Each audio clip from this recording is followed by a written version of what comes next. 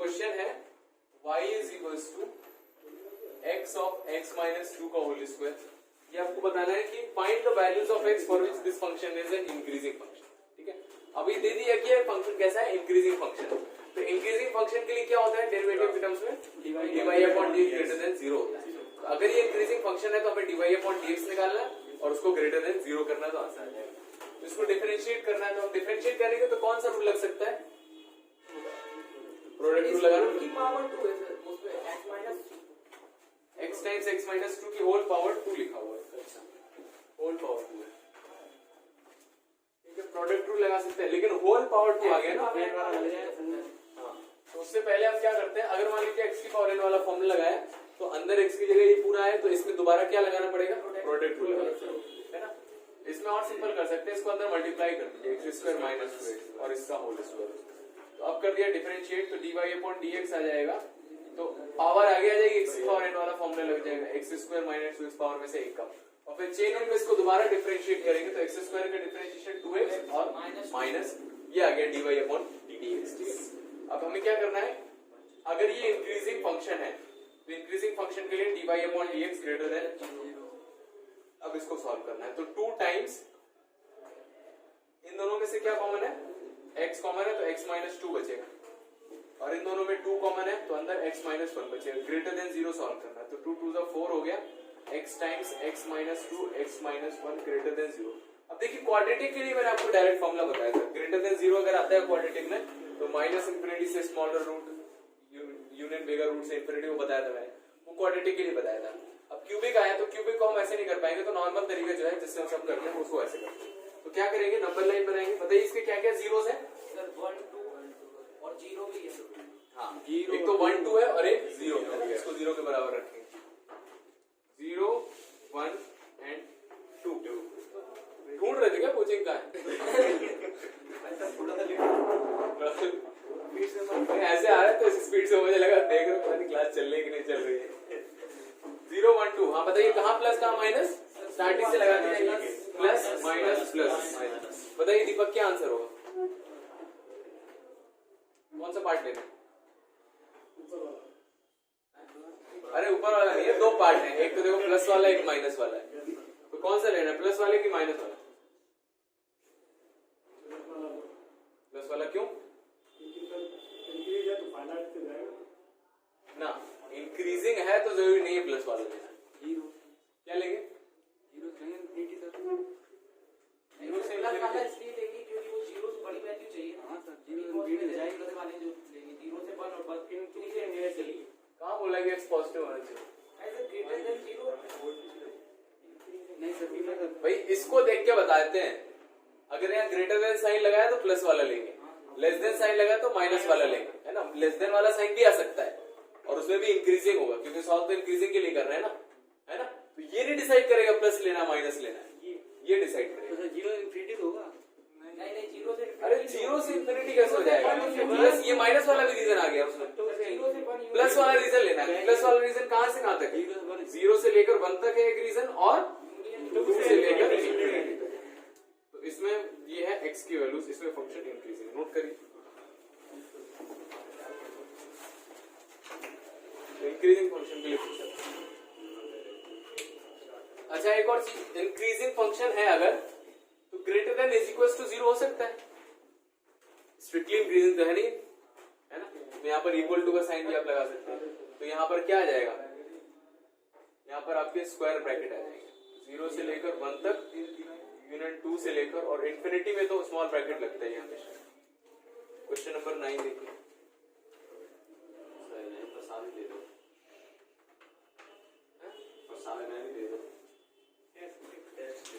हाँ question number 9 पढ़ा नहीं था क्या विकास, आंसर में सर, तो फिर इतना कम क्यों आया, सर आंसर में इक्वलिटी नहीं है,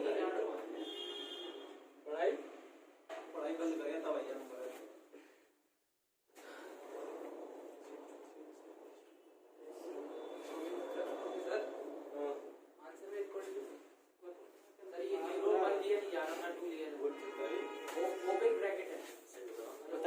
किसी किसी बुक में स्ट्रिक्टली लिखा है क्या, मेरे में सर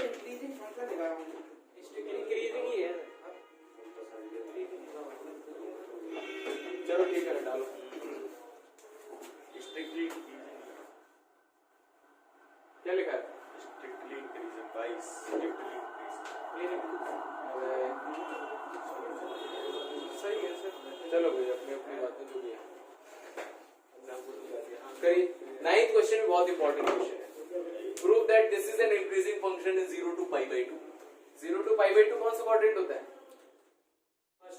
फर्स्ट क्वाड्रेंट। तो बताना है कि फर्स्ट क्वाड्रेंट में ये फंक्शन इंक्रीजिंग आएगा। तो सबसे पहले हमें क्या करना है? डिफरेंशिएट करना है और फिर बताना है कि किस तरह से फर्स्ट क्वाड्रेंट में जो डिफरेंशिएशन है वो हमेशा कैसा आएगा? पॉजिटिव। करो डिफरेंशिएट करो, फंक्शन को डिफरेंशिएट करो।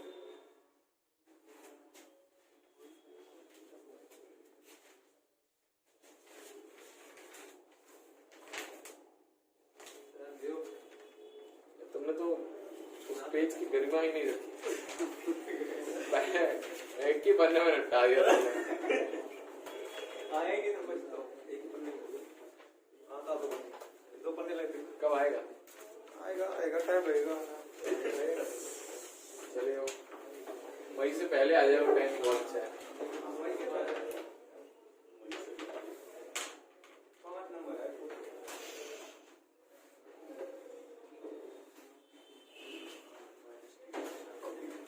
करिए डिफरेंशिएट।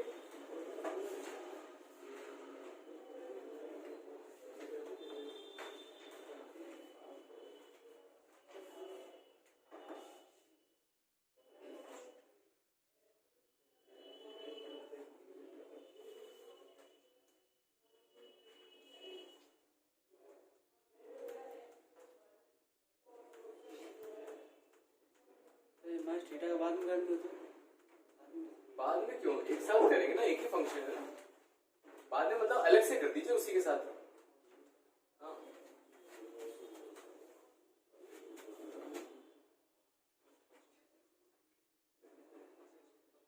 dy/dx। तो सबसे पहले कौन सा रूल लग जाएगा? Division rule, quotient rule. इस बार में कोशेंट रूल लगा दिया तो डिनोमिनेटर का स्क्वायर 2 प्लस कॉस थीटा का होल स्क्वायर, फिर denominator as it is 2 plus cos theta. 4 sin theta का differentiation 4 cos theta minus 4 sin theta as it is 2 plus cos theta का डिफरेंशिएशन 2 का 0 हो गया, cos थीटा का minus sin theta. और theta का डिफरेंशिएशन किसके रिस्पेक्ट में करना है? थीटा के रिस्पेक्ट में। तो थीटा का रिस्पेक्ट में डिफरेंशिएशन कितना आएगा? 1, जैसे x का x के रिस्पेक्ट में 1 आता है। ठीक है, इतना आ गया। तो अब इसमें क्या किया? एलसीएम ले लिया पूरे में 2 प्लस cos थीटा का होल स्क्वायर। तो यहाँ पर खोल दिया ऊपर 2 into 4 cos theta is equals to 8 cos theta plus 4 cos theta into cos theta 4 cos square theta minus minus plus हो जाएगा 4 sin स्क्वायर थीटा और माइनस टाइम्स यहाँ 1 माना था तो उधर मल्टीप्लाई हो जाएगा, ऊपर मल्टीप्लाई कर दिया, उसका होल स्क्वायर कर दिया 4 plus cos square theta plus 2 cos theta. देखो बात इतनी समझ में आएगी, इसको उधर मल्टीप्लाई करते हैं, उसका होल स्क्वायर खोल के देखते हैं। वहां पर 4 दूनी 8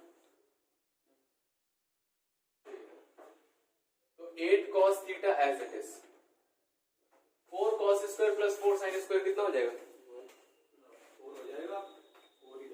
4 हो जाएगा यार, 4 कॉमन ले लिया थीटा हुआ ना सर वहां cos square theta plus sin square theta minus इसमें ये ब्रैकेट खोला है उसमें तो 4 प्लस हां तो कोई बता ना 4 cos थीटा होना चाहिए प्लस 2 cos थीटा निकल जो आखिरी में मतलब 4 cos थीटा अच्छा यहाँ अंदर मल्टीप्लाई कर दिया minus 4 cos square theta and minus 4 cos theta divided by 2 plus cos theta का होल स्क्वायर। तो देखो ये कितना लिखा हुआ है? 1 हो गया, ये 1 हो गया, तो प्लस का 4 लिखा है बस, प्लस का 4 माइनस का 4 कट जाएगा। तो 8 cos theta minus 4 cos theta, 8 cos theta minus 4 cos theta, 4 cos theta बच जाएगा यहाँ पर।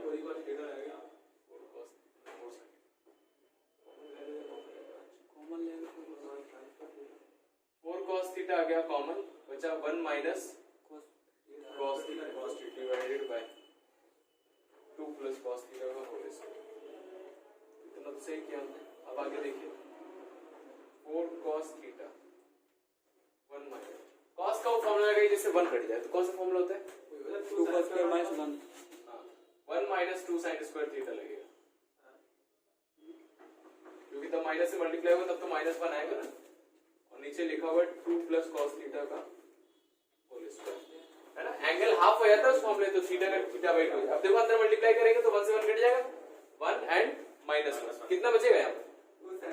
2 sin square थीटा प्लस का, तो यहाँ से आगे dy upon d theta is equal to, बाहर लिखा हुआ है 4 cos थीटा और यहाँ पर लिखा है प्लस का 2 sin square theta by 2 and divided by 2 plus cos theta.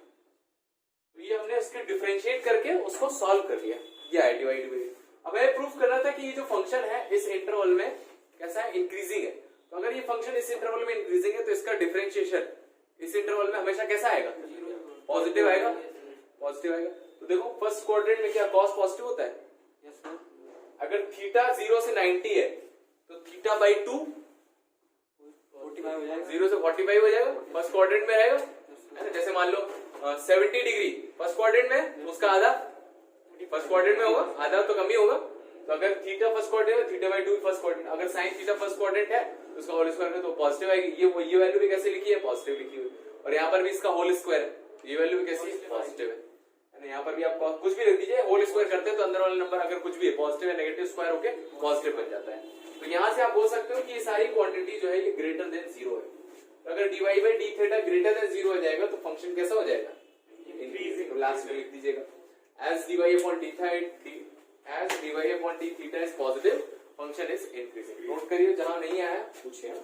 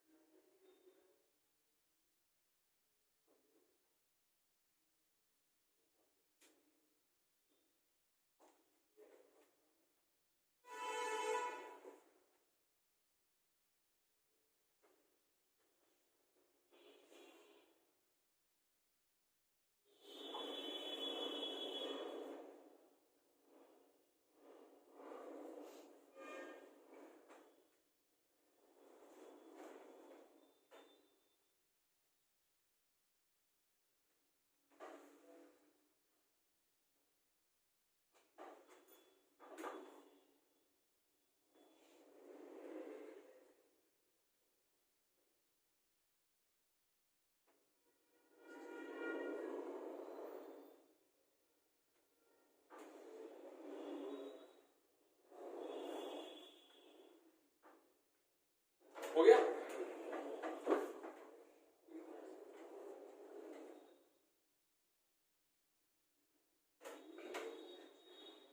Sir तीसरी लाइन में सर -4 cos स्क्वायर थीटा कैसे होगा?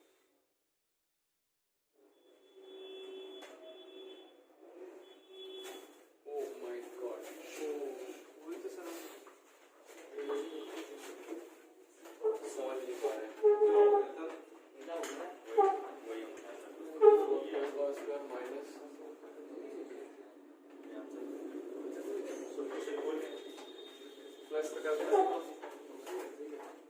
ठीक है, तो cos थीटा बाहर आ जाएगा तो अंदर 4 बचेगा।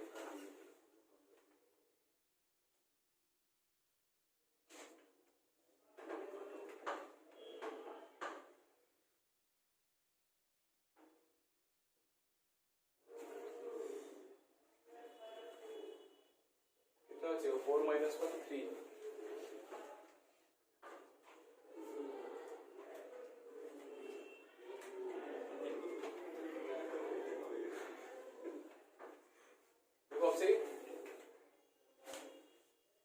cos स्क्वायर थीटा नहीं आएगा, cos स्क्वायर थीटा आएगा। ये cos स्क्वायर थीटा लिखा हुआ है, तो यहाँ पर कितना बच जाएगा? 8 cos theta minus 4 cos theta, 4 cos theta, और ये तो 4 हो गया, 4 कटेगा माइनस cos थीटा, दोनों में cos थीटा बाहर आ गया तो 4 माइनस cos थीटा बचा। ठीक है, cos cos थीटा को लिख दिया 1 minus 2 sine square theta by 2, और माइनस से मल्टीप्लाई हो तो 4 माइनस 1 बन जाएगा, यहाँ पर कितना बचेगा 3 बचेगा, और माइनस माइनस प्लस हो जाएगा, तो 3 plus 2 sine square theta by 2।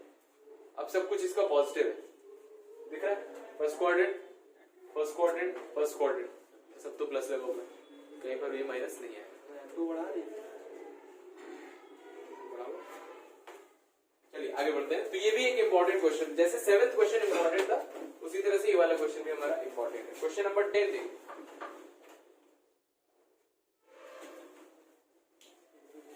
करिए क्वेश्चन नंबर 10 ट्राई करिए, अपने आप से कोशिश करिए, बहुत ही सिंपल है, कोशिश करो। प्रूफ करना है कि लॉगरिथमिक फंक्शन है जो वो 0 से इनफाइनाइट में इंक्रीजिंग होता है। लॉग फंक्शन क्या होता है, y is equal to, log function क्या होता है, y is equal to log x, इसको बोलते हैं लॉग। बोलना क्या है ये पता नहीं गलत है, ऐसा क्या क्वेश्चन पूछा है, इसी को बोलते हैं लॉग फंक्शन। तो हमें प्रूफ करना है कि ये फंक्शन 0 से इनफाइनाइट में पॉजिटिव है, 0 से इनफाइनाइट में इंक्रीजिंग। करिए, ट्राई करिए।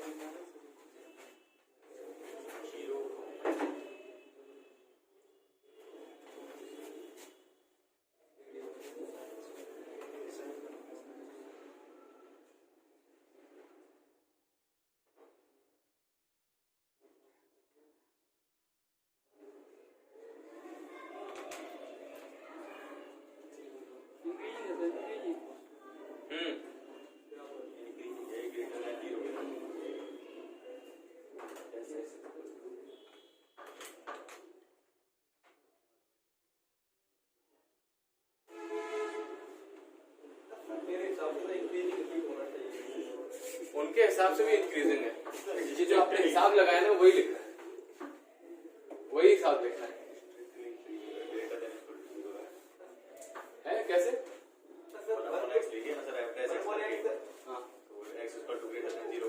कैसे वो प्रूफ करना है कि ये इंक्रीजिंग है, मतलब आपको प्रूफ करना है कि dy और dx हमेशा पॉजिटिव आएगा, लिखा हुआ है सामने।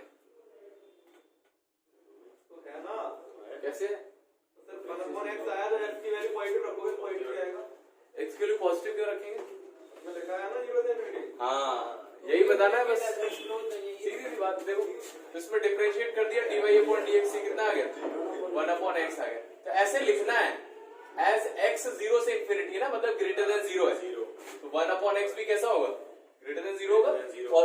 पॉजिटिव नंबर का रेसिप्रोकल करोगे तो पॉजिटिव आएगा, है ना। तो 1 अपॉन x भी पॉजिटिव हो गया, तो dy बाई dx कैसा हो जाएगा, ये जो कि 1 अपॉन x है ये ग्रेटर देन 0 आ गया, तो फंक्शन इज इंक्रीजिंग।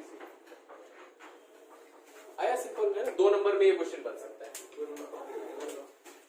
तो आपने अभी कहा था कि अगर लेस का सुना तो भी में तो होता है, क्या क्या क्या अभी आपने पहले वाला क्वेश्चन नहीं कहा था अगर लेस है। देखो 2 तरह के क्वेश्चन है हमारे में, एक क्वेश्चन है जिसमें इंटरवल निकालना है, एक क्वेश्चन है जिसमें इंटरवल दिया है तो उसमें इंक्रीजिंग बताना है, डिक्रीजिंग बताना है। उसमें करनी नहीं पड़ेगी, जिसमें आपको इंटरवल निकालना है तो उसमें आपको क्या सॉल्व करना है, dy by dx greater than 0, इसको लेके सॉल्व करना है, ठीक है। अब इसको सॉल्व करने में लास्ट में आपका चाहे ग्रेटर आए चाहे लेस आए, उससे जो आपका इंटरवल आएगा उसमें हमेशा इंक्रीजिंग ही आएगा, ठीक है। और दूसरी वैरायटी आ गई जिसमें आपको इंटरवल दिया गया, तो इसमें डिफरेंशिएट करके उस इंटरवल में चेक करना है कि ये पॉजिटिव होना चाहिए dy बाई dx। उसमें तो आपने ऑलरेडी मान के चलो ना dy बाई dx पॉजिटिव, उसमें x निकालना है तो x के लिए कुछ भी हो जाएगा, कोई दिक्कत नहीं है ना। लेकिन यहाँ पर हमें प्रूफ करना है तो dy बाई dx में रखने के लिए जो पूरा फंक्शन है वो पॉजिटिव आना चाहिए। अगला क्वेश्चन देखिए, क्वेश्चन नंबर 11, क्वेश्चन नंबर 11 बातें नहीं, क्वेश्चन नंबर 11 है प्रूफ दैट, ये करिए, proof that the function given by fx is equals to x square minus x plus 1 is neither strictly increasing nor strictly decreasing for the interval -1 to 1। करिए, बढ़िया question है। आपको बताना है कि -1 से 1 में ये ना तो इंक्रीजिंग है ना डिक्रीजिंग।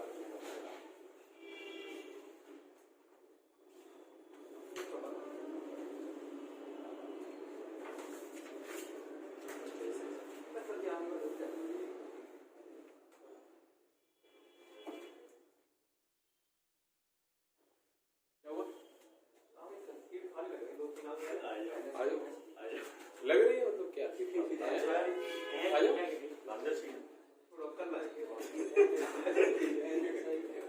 बढ़ जाएंगे। आज तो बच्चे डर की वजह से नहीं आए। सर पूछने लगते हो हम बेस नोट किधर आए?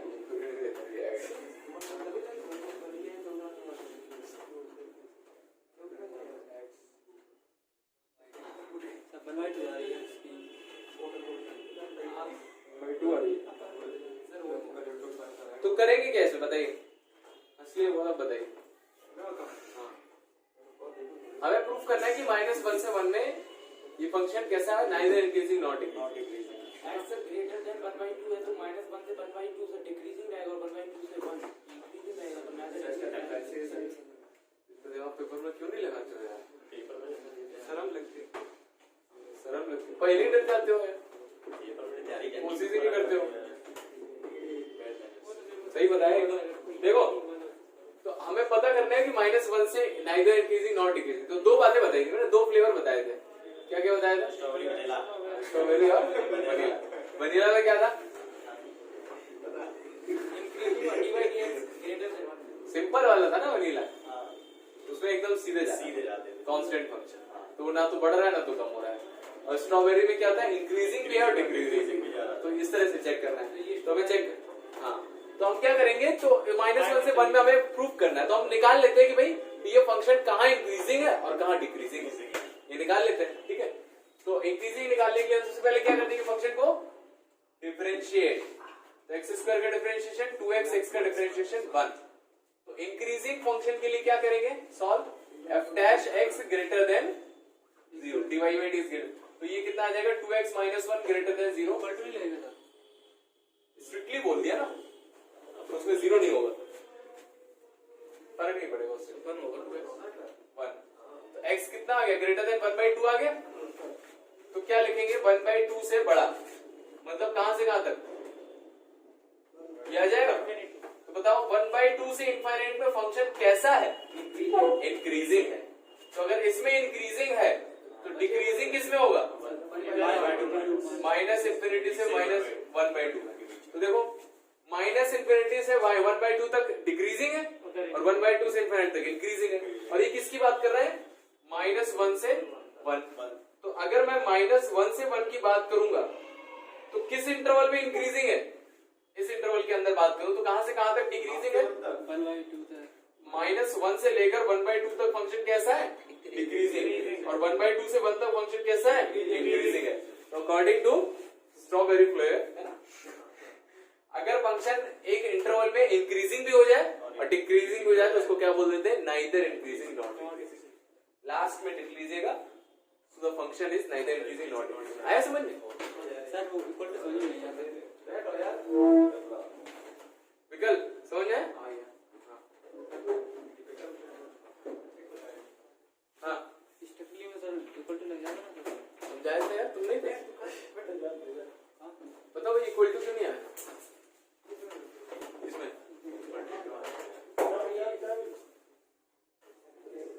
लगा दो इक्वल टू, अगर नहीं मन नहीं कर रहा है, 1/2 मन नहीं मान रहा, 1/2 पे ग्रेटर ये आ जाएगा, क्लोज ब्रैकेट है ना। अगर मैं ग्रेटर लगाऊंगा तो 1/2 हो सकता है, तो यहाँ पर क्या आ जाएगा, ओपन की जगह क्लोज ब्रैकेट है, यहाँ पर भी क्लोज ब्रैकेट आएगा।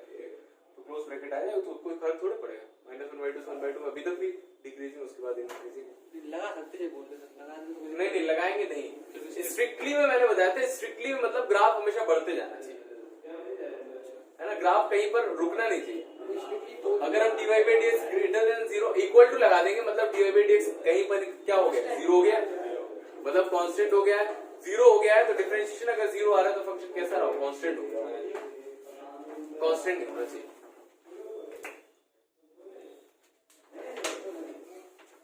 क्वेश्चन नंबर 10 हो गया, नोट कर लिया कि नहीं? क्वेश्चन नंबर 12 देखिए, क्वेश्चन नंबर 12 कर लीजिएगा यार। 4 फंक्शन दिए हैं, डिफरेंशिएशन निकाल के आपको चेक करना है कि उस क्वाड्रेंट में फंक्शन कैसा होगा। करवा देते हैं, करवाइए, खुद से करेंगे। y दिया हुआ है cos x और इंटरवल दिया हुआ है x 0 से लेकर y/2। दूसरा दूसरा है y is equals to cos 2x, तीसरा है y is equals to cos 3x, और चौथा है y is equals to tan x। तो बताना है कि भाई 0 से π/2 में ये कैसे आएंगे, आपको ये बताना है। इंक्रीजिंग आएंगे, पहले तो इंक्रीजिंग आएंगे, इंक्रीजिंग और डिक्रीजिंग। इंक्रीजिंग आएंगे। क्यों? सब पॉजिटिव है ना, 0 से π/2 में सब पॉजिटिव है, तो 0 से ग्रेटर देन तो फिर पॉजिटिव। क्या पॉजिटिव है? cos x। cos x का पॉजिटिव देखते हैं, किसका पॉजिटिव देखते हैं? उसका इंटीग्रेशन हाँ, dy/dx का देखते हैं, है ना। सबसे पहले क्या करें? डिफरेंशिएट करें, डिफरेंशिएट करें, कर दिया, करो डिफरेंशिएट। हो गया, चल हो गया। अब चेक करो इसमें डिफरेंशिएशन पॉजिटिव है कि नेगेटिव? जल्दी कर, सब नेगेटिव आ रहे हैं। ना ना ऐसी बात नहीं है। देख लो, अच्छे से देख लो, स्टार्टिंग के 3 सब नहीं आएंगे, हो सकता है कुछ नेगेटिव हो, कुछ पॉजिटिव हो जाए,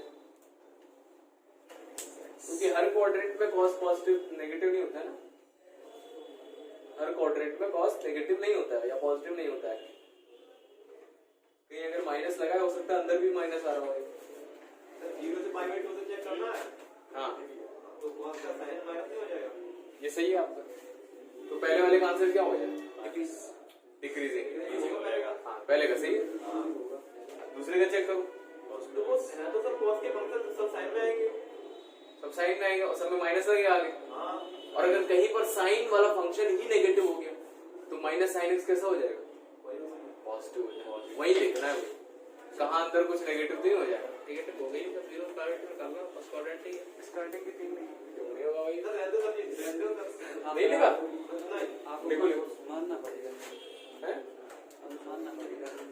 क्या मान रहे हैं? सब लोग कह रहे हो, सब लोग कह रहे हो मान रहे हैं, ऐसी बात नहीं है भाई।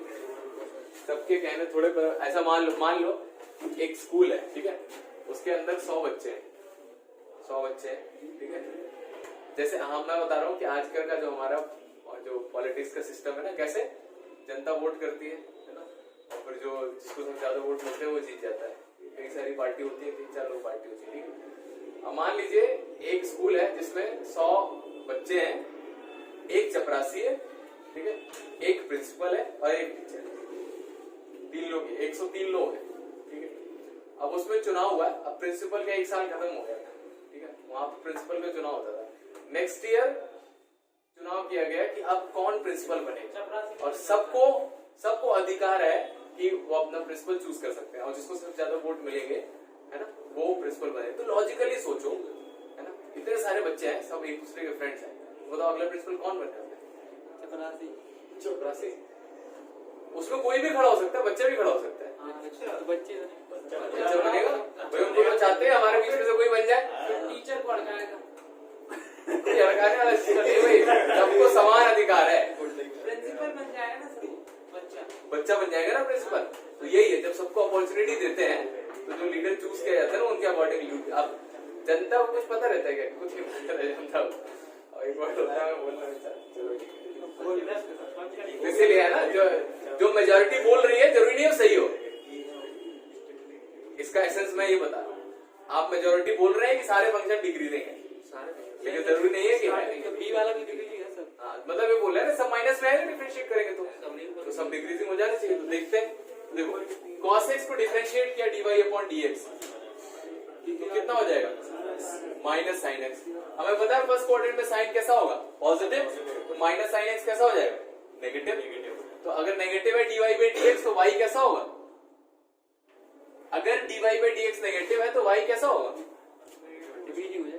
डिक्रीजिंग हो जाएगा, है ना। इसके बारे में डिक्रीजिंग इंक्रीजिंग बताया जाता है, इसके बारे में पॉजिटिव नेगेटिव बताया जाता है। तो यहाँ से बोल सकते हो this implies that y is increasing, decreasing function. चलो ये डिक्रीजिंग हो गया। इसको डिफरेंशिएट किया dy/dx, कितना आ जाएगा differentiation? 2 cos 2x minus 2 sin 2x है। -sin। अब देखा मैंने कि 0 से π/2, जब x 0 से π/2 है तो साइन के अंदर वाला नंबर, जब x 0 से π/2 है तो बताओ 2x कहां से कहां तक होगा? बातें नहीं है, 2x कहां से कहां तक होगा? 0 से लेकर पाई होगा। तो कौन कौन से क्वाड्रेंट आ गया? First and second quadrant. तो साइन के अंदर वाले जो एंगल है वो किस किस क्वाड्रेंट के एंगल है? फर्स्ट क्वाड्रेंट और सेकंड क्वाड्रेंट। फॉर्चुनेटली दोनों ही क्वाड्रेंट में साइन कैसा होता है? पॉजिटिव होता है। तो -2 साइन कैसा होगा? नेगेटिव। तो अगर ये नेगेटिव है तो y कैसा होगा? Decreasing function. ठीक है, अब 3x की बात करते हैं। तो अगर x 0 से π/2 है तो 3x कहां से कहां तक होगा? बताओ। 0 से 3/2। ये लीजिए, इधर देखो, इधर देखो। तो 3x कहां से कहां तक हो जाएगा? 0 से 3π/2। डिफरेंशिएट कर दिया, dy/dx कितना आएगा? -3 sin 3x। अब बताओ साइन के अंदर का नंबर कौन कौन से क्वाड्रेंट है? First, second, third. तो बताओ जब भी फर्स्ट सेकेंड क्वाड्रेंट का एंगल रखोगे तो पॉजिटिव आ जाएगा और थर्ड क्वाड्रेंट का एंगल रखेंगे तो नेगेटिव आ जाएगा। तो कभी पॉजिटिव कभी नेगेटिव, तो फंक्शन कैसा है? Neither increasing not decreasing, neither increasing not decreasing. और इसको डिफरेंशिएट कर दिया, tan x का डिफरेंशिएशन sec²x। फर्स्ट क्वाड्रेंट में sec x सब कुछ पॉजिटिव होता है और इसका तो स्क्वायर भी लगा है, ज्यादा पॉजिटिव है। तो dy/dx कैसा है? पॉजिटिव है। तो फंक्शन कैसा हो जाएगा? इंक्रीजिंग। लिखिए। Thank you.